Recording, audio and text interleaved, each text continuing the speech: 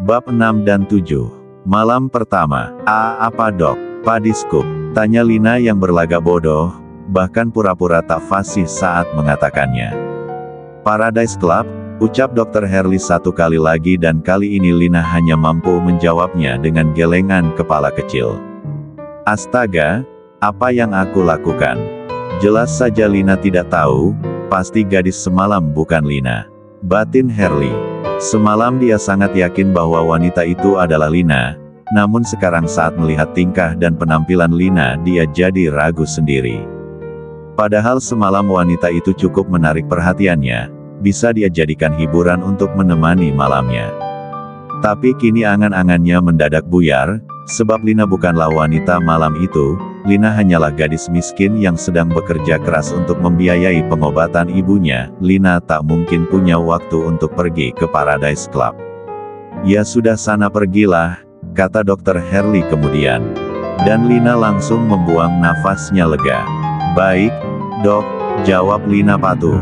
Kini dia menunduk kepala semakin dalam, lalu mengambil beberapa langkah mundur dan segera pergi dari sana.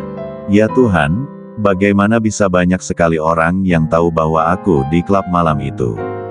Rutuk Lina di dalam hatinya.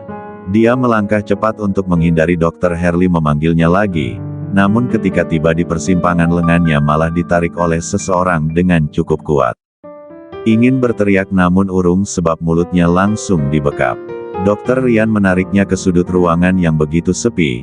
Lina bahkan tidak pernah tahu jika ada tempat seperti ini rumah sakit. Karena Dr. Rian yang menariknya, Lina pun bisa dengan cepat jadi tenang. Apa yang Herli katakan padamu? Tanya Rian, dia bicara dengan suara pelan agar tidak menarik perhatian orang. Apalagi saat ini masuk di jam istirahat, bahkan para perawat banyak yang lalu lalang. Lina berjinjit untuk menjawab pertanyaan itu, ingin bisik-bisik tepat di telinga sang dokter. Beliau menanyakan apakah aku tahu Paradise Club, bisik Lina. Lalu kamu jawab apa? Tanya Rian, dia jadi ikut berbisik-bisik dan bicara di telinga Lina.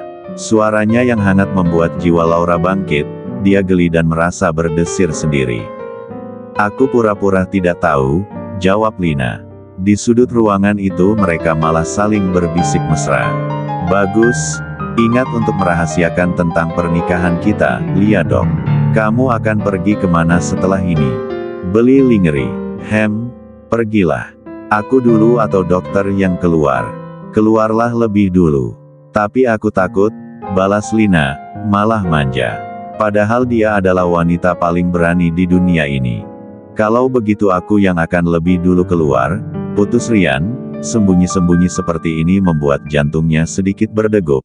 Ada rasa yang tak bisa dia ungkapkan dengan kata-kata.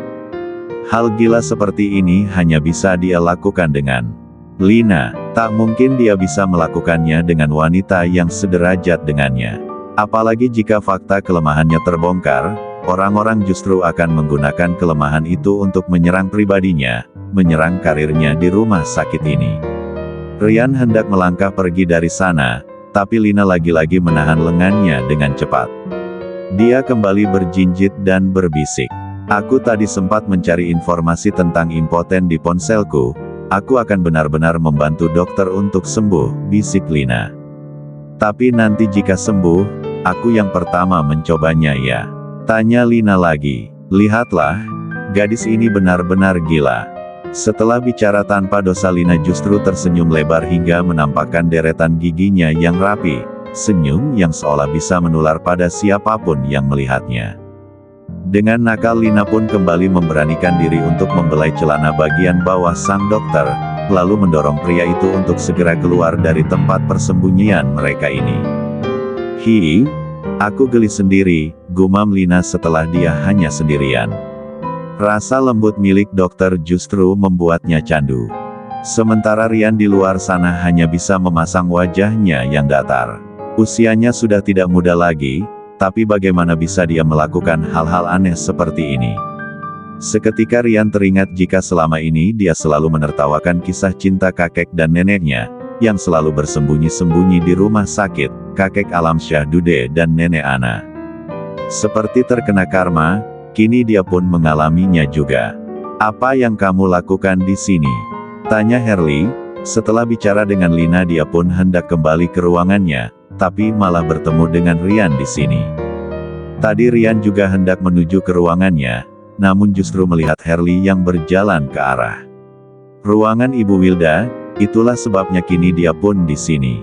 "Tidak ada apa-apa, ayo," ajak Rian dengan wajahnya yang datar.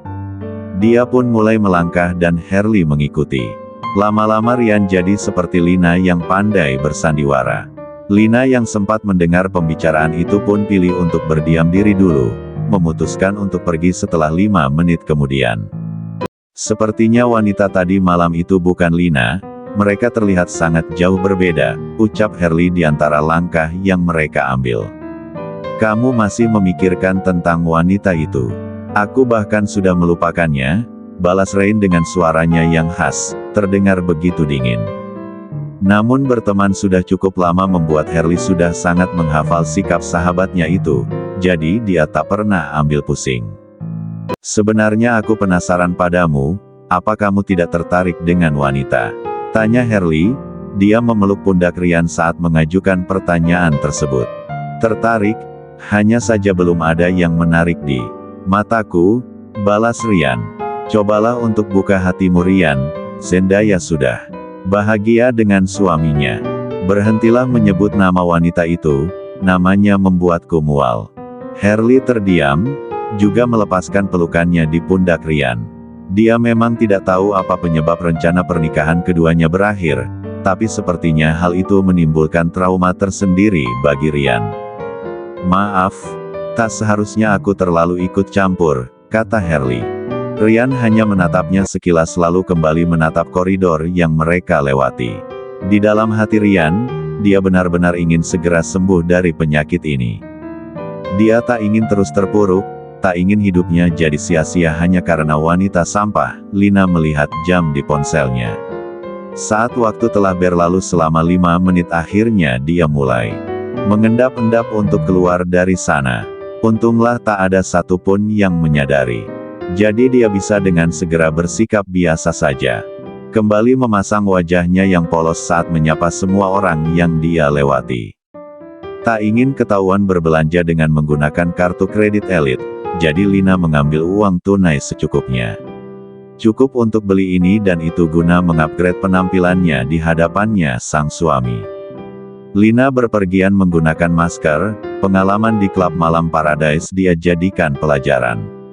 Kini saat menjelma jadi Laura, dia tak ingin lagi diketahui oleh banyak orang. "Kak, aku ingin lingerie yang model seperti ini, apa ada?" tanya Lina. Dia menunjukkan gambar lingerie yang ada di ponselnya pada penjaga toko pakaian ternama tersebut. "Ada, tapi harganya lumayan tinggi."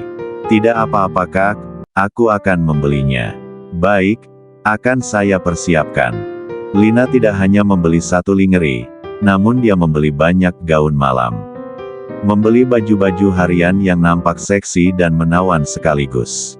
Dia tidak sungkan menggunakan semua uang dokter Rian, sebab Lina tahu ini pun salah satu pengobatan yang diperlukan oleh sang dokter. Dia tak boleh main-main, harus serius. Selesai berbelanja, Lina merapikan semua barang itu di apartemen. Lalu pulang ke rumah dan mandi, mengganti baju dengan bajunya yang biasa. Menjelang malam Naina akhirnya kembali tiba di rumah sakit. "Maafkan aku Bu, aku terlambat," kata Lina. Dia mencium punggung tangan sang ibu sebagai permohonan maaf. "Ibu tidak ingin bicara denganku."